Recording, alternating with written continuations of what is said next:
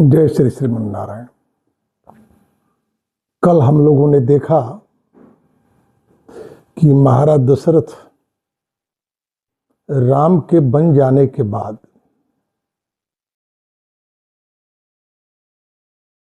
इतने अधिक शोकाकुल हैं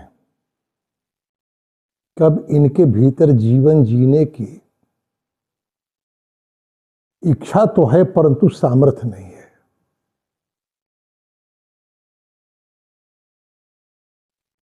क्यों?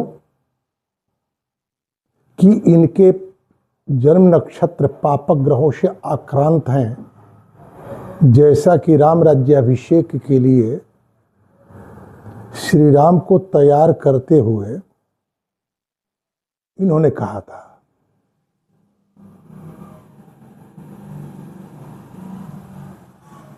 अज्ञानता पूर्वक ऐन्द्रिक क्षोभ की स्थिति में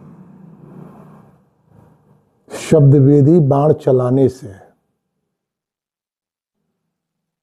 हाथी के जगह पर एक तपस्वी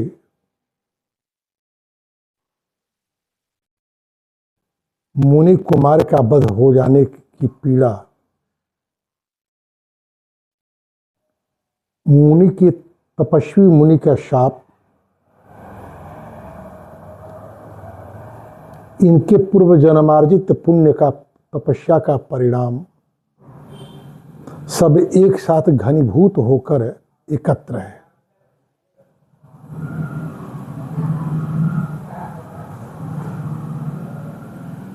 जब कोई व्यक्ति अपने जीवन के घटनाओं की मीमांसा करता है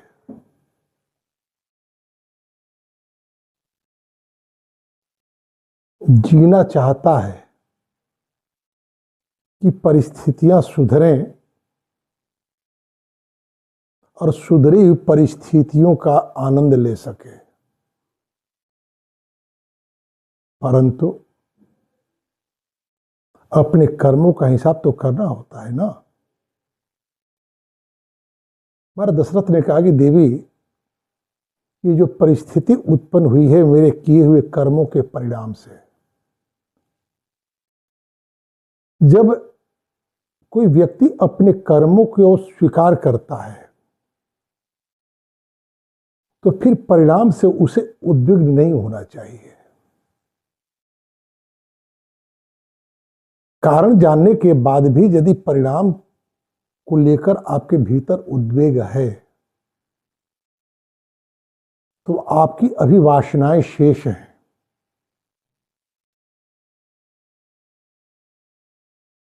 कैकेयी के द्वारा राम के वनगमन की बात कहे जाने पर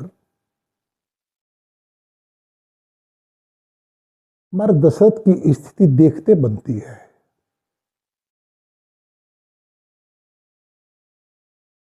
सत्य का शपथ देती है। महाराज दशरथ तर्क देते हैं कि देवी, आपको यदि हमने 2 वरदान देने की बात कही है तो वरदान के लिए कोई शर्त तो थी नहीं कि आप यही मांगेगी या आप मांगेगी तो आप यही मांगेगी तो मैं दूंगा। लेकिन राम राज्याभिषेक के संबंध में भरी सभा में जो हमने बात कही है उसका भी उल्लंघन तो सत्य का उल्लंघन ही है। एक सत्य का तो उल्लंघन होगा। महाराज दशरथ के पास यह स्वतंत्रता थी कि एक सत्य की रक्षा करें और एक सत्य को छोड़ दें। यह उनकी विवशता है। लेकिन अब वह यदि चाहते तो कैकेयी को दिए हुए वरदान की उपेक्षा कर सभासदों के बीच में दिए गए वचन का पालन कर परंपरा, राजधर्म, जन अपेक्षा सबका सम्मान कर सकते थे। परंतु मंथरा ने कैकेयी की जो बात कही थी कि देवी, वे अपने प्राण का परित्याग कर देंगे परंतु आपके भावनाओं की अवज्ञा नहीं करेंगे। हाँ, ध्यान रखना जो वे अत्यंत काम से विकल हो जाए तभी अपनी बात कहना।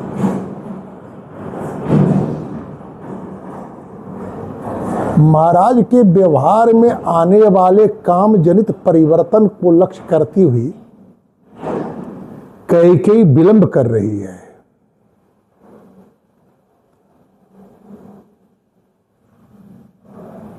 जो स्त्री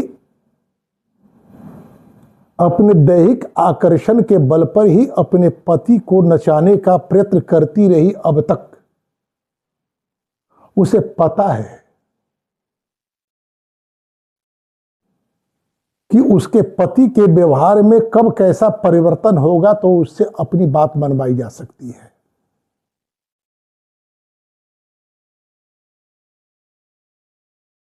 और जब कैकेयी ने देखा कि महाराज काम से अत्यंत विकल हैं,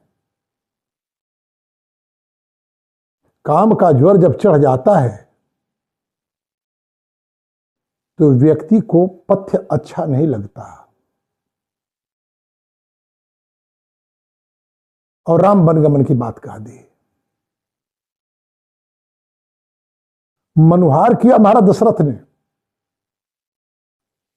संबंध तोड़ने की बात कही, परंतु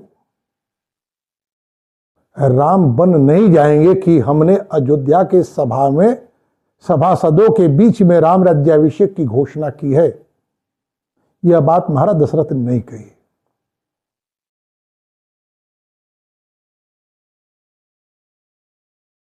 ऐसा इसलिए कि उनकी बुद्धि व्यामोहित हो चुकी थी, कैकेयी के दिए वरदान के कारण नहीं, बल्कि जैसा कि राम को अपने एकांत कक्ष में बुलाकर महाराज दशरथ ने कहा कि बेटा मेरे जन्म नक्षत्र पापग्रहों से आक्रांत है, ऐसी स्थिति में राष्ट्र पर संकट, राजा के मृत्यु आ सकती है। जब तक मेरी बुद्धि व्यामोहित न हो जाए तब तक तुम अपना राज्याभिषेक करवा लो। ज्योतिष शास्त्र के अनुसार जिसके जन्म नक्षत्र राहु, केतु और शनि से आक्रांत होते हैं गोचरीय दृष्टि से, वह व्यक्ति निर्णय लेने की स्थिति में नहीं होता।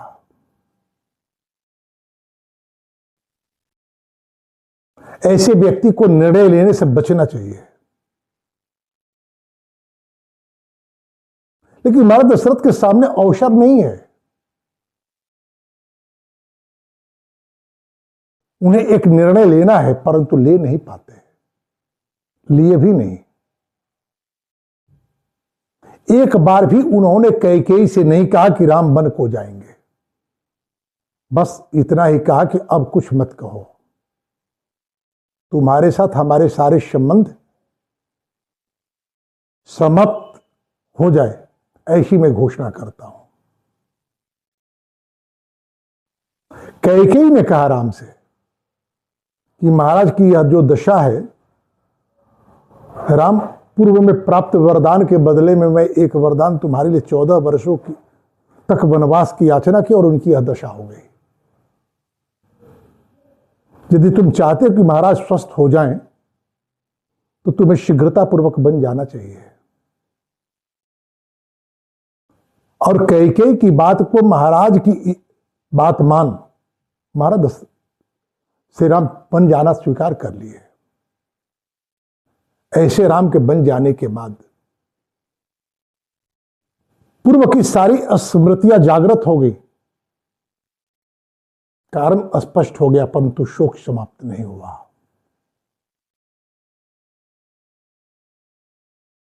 और महाराज दशरथ कहते हैं, दूता वैवस्वतस्यैते कौशल्ये त्वरयन्ति माम अतस्तु किम दुःखतरम जदहम जीवी तक्षय। हे देवी कौशल्या, जमदूत मुझे लेने के लिए आ रहे हैं,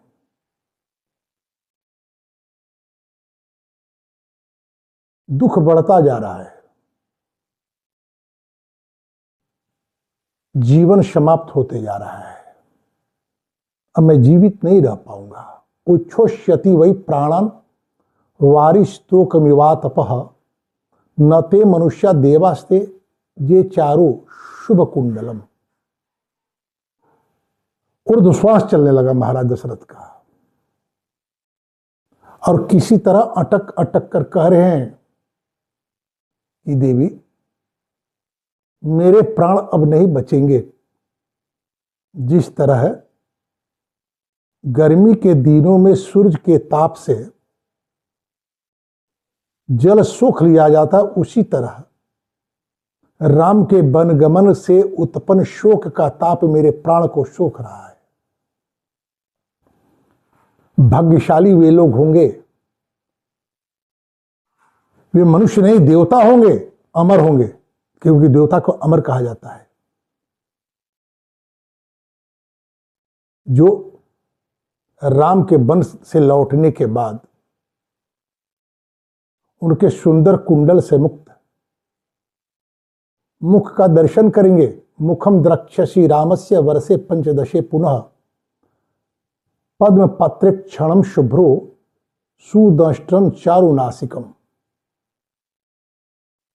आज से 15वें वर्ष के आरंभ होने पर राम जब वन से लौटेंगे तो राम के मुख को देखने वाले कमल की तरह आंखों से युक्त, सुंदर दंतावलियों से युक्त, सुंदर नासिका से युक्त राम के मुख देखने का सौभाग्य प्राप्त करेंगे। महाराज दशरथ मन ही मन राम का दर्शन कर रहे हैं। विरह प्रेम की जागृत गति है और सशुप्त मिलन है। राम स्थूल रूप से भले ही दूर हों, परंतु चैतसिक रूप से महाराज दशरथ के हृदय में वो और दृढ़ता से बैठे हुए हैं। उनकी एक एक अंगों का वर्णन करते हुए महाराज दशरथ कौशल्या से कहते कि देवी, वो देवता होते हैं जो अमर होते हैं। अमर हो हैं तभी तो नहीं मरेंगे, अन्यथा वे भी राम के विरह में मर जाते हैं। मैं अमरत्व को प्राप्त नहीं कर सका, मैं देवता नहीं हूं, मैं मनुष्य हूं। मुझसे मेरे भीतर अनेक मानवीय दोष हैं।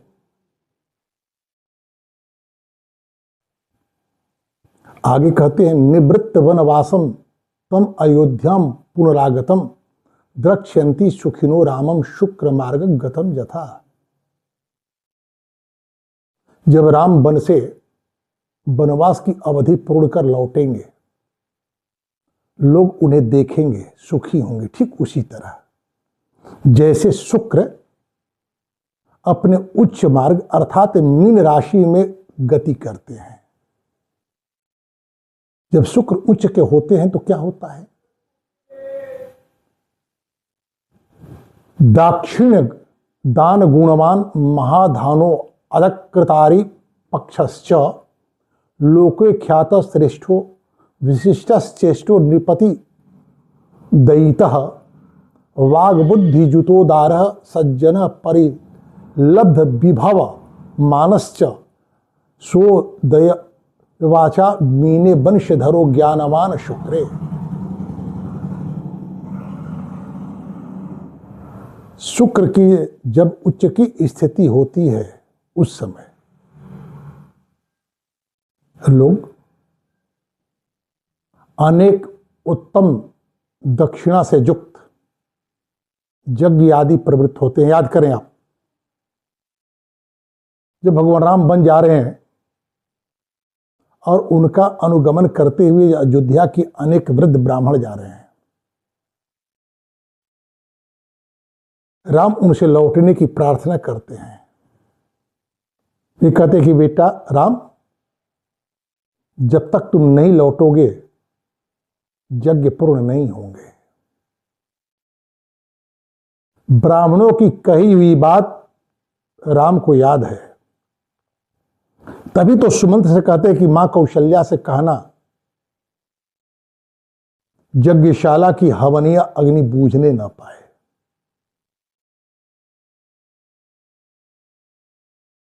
जिस राष्ट्र, जिस परिवार, जिस समाज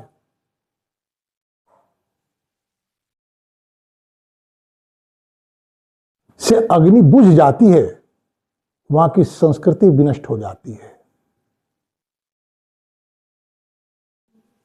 भारत की संस्कृति है, गृहस्थों की संस्कृति है, जहां ब्राह्मण अग्निहोत्र करते हैं, उन ब्राह्मण की पत्नियां उनके यज्ञीय कार्य में सहयोग करती हैं। याद करें, श्रीमद् भागवत में कथा आती है, स्वयंभू मनु की पुत्री देवहूति का विवाह मरीचिक कर्दम से होता है। यज्ञशाला का भार देवहूति स्वीकार कर लेती है। भारजा त्रिवर्ग करणम, पत्नी तीनों देती है। पहला काम धर्म देना है, धर्म की रक्षा करना है। धर्म क्या है? पर्यावरण को सुरक्षित रखने के लिए नित्य हवन करना, अतिथियों के सत्कार के लिए नित्य पाकशाला में भोजन का बनना। तभी तो मनु जी कहते हैं कि जो स्त्री गृहाग्नि की सेवा करती है उसे गुरुगृहवास का फल मिलता है। अग्नि नहीं बुझनी चाहिए। तो कहते हैं दाक्षिण्य दान गुणवान। जब शुक्र उच्च के होते हैं तो लोगों में पुष्कल दक्षिणा पूर्ण यज्ञ करने की प्रवृत्ति आती है। दान, सार्थक दान, देने वाले और लेने वाले दोनों की उपलब्धता होती है। दान, किसका दान स्वीकार किया जाए और किसे दान दिया जाए, इस संबंध में शास्त्रों में विशद व्याख्या की गई है। ना तो अपात्र का दान लेना चाहिए, ना ही अपात्र को दान देना चाहिए।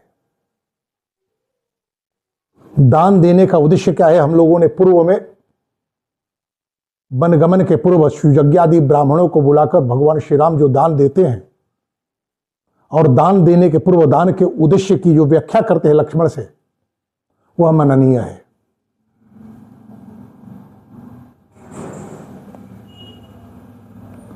महाधन, लोग धनी होते हैं। अधकृत अरिपक्षश्च, शत्रु पक्ष का अधपतन होता है। लोको ख्यातः, लोक ख्याति होती है, श्रेष्ठो श्रेष्ठता आती है, विशिष्टा चेष्टो विशेष प्रकार का कार्य करने की प्रवृत्ति आती है। नृपति दयितः, राज प्रीति प्राप्त होती है, राजा की प्रसन्नता मिलती है। वाग बुद्धि जुतोदार, उदारता पूर्वक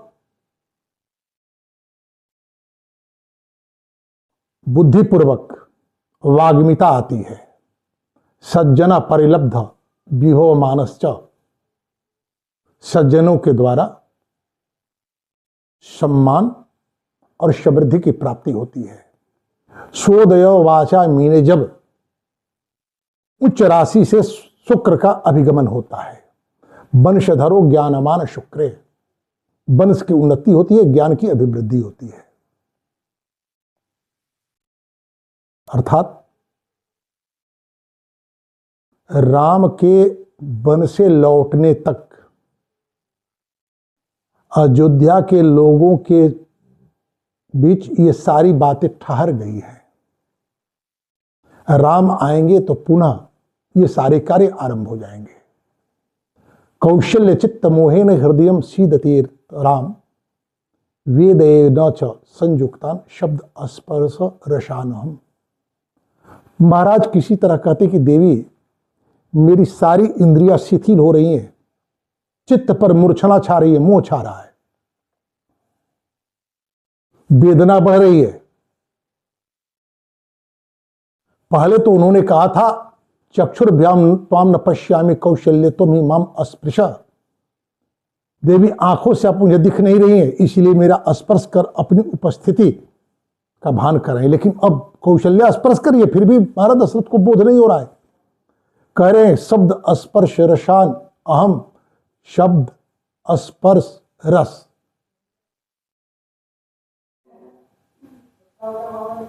वाणी भी समाप्त हो रही है, गदगद वाणी में बोल रहे हैं।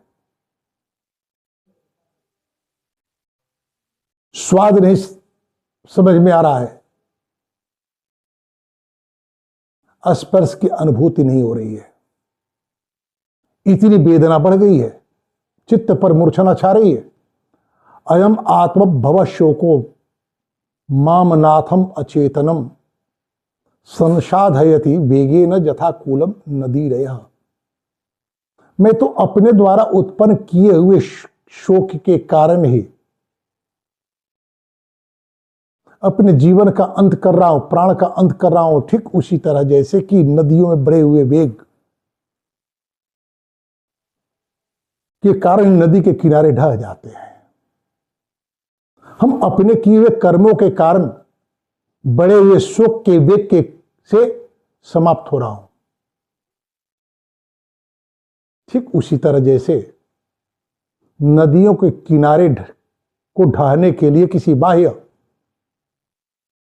आघात की आवश्यकता नहीं होती, बल्कि नदियों के जल के वेग के कारण ही मिटा जाते हैं। और दशरथ कहते हा राघव महाबाहो हा ममा यासनाशन हा पितृप्रिय बेनाथ हा ममापसी गतः सुतः।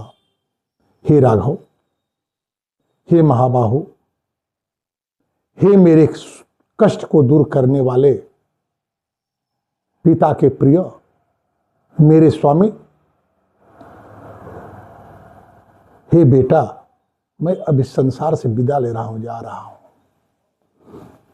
ममा यास नासन, एक तरफ राम के वनगमन से महाराज दशरथ का शोक बढ़ रहा है और कह रहे ममा यास नाशन, मेरे कष्ट को दूर करने वाले, दुख को दूर करने वाले। महाराज दशरथ को बार बार कैकेयी के प्रति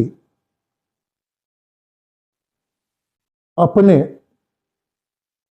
प्रेम की स्मृति और कैकेयी के द्वारा किए गए छल की स्मृति हो रही है।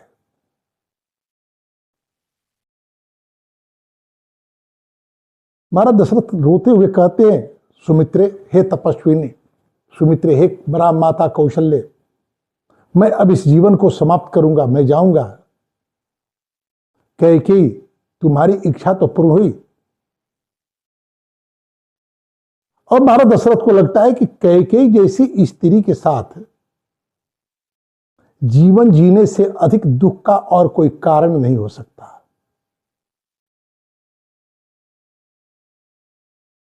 हे राम, आपने ठीक किया कि कैकेयी के वाक्य को ही मेरी बात मानकर आपने वन जाना स्वीकार कर लिया, अन्यथा कैकेयी मुझे मिथ्याभाषी कहती रहती। आपने मेरे कष्ट को दूर किया है।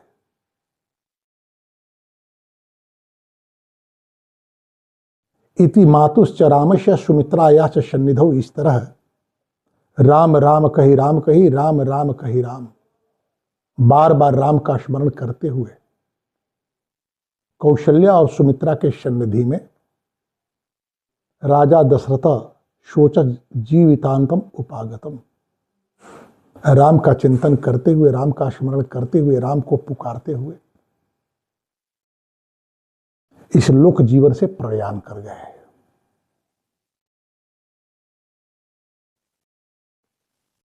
राम पिता महाराज दशरथ के मृत्यु की सूचना चारों तरफ फैल गई। चित्कार उठी देवी कौशल्या, सुमित्रा, सारी रानियां आ गई, बंदीजन रोने लगे। यदि कोई नहीं रोई तो कैकेयी नहीं रोई। क्यों नहीं रोई? इसके अनेक कारण हैं, इस पर चर्चा होगी। आज इसी के साथ वाणी को विराम। जय श्री श्रीमन नारायण।